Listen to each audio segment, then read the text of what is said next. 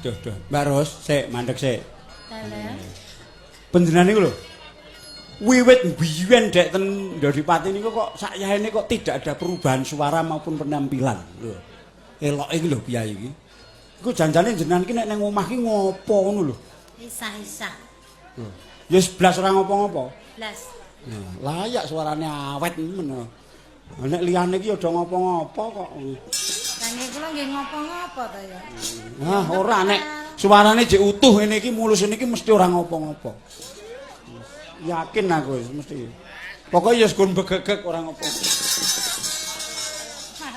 Surah kokean polah pokoknya. Wis kono. Mbak.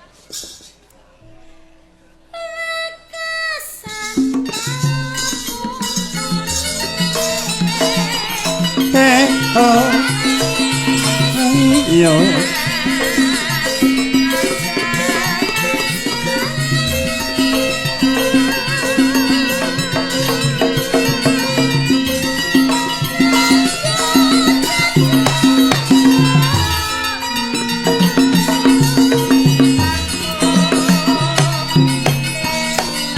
Ronggo Warsitan.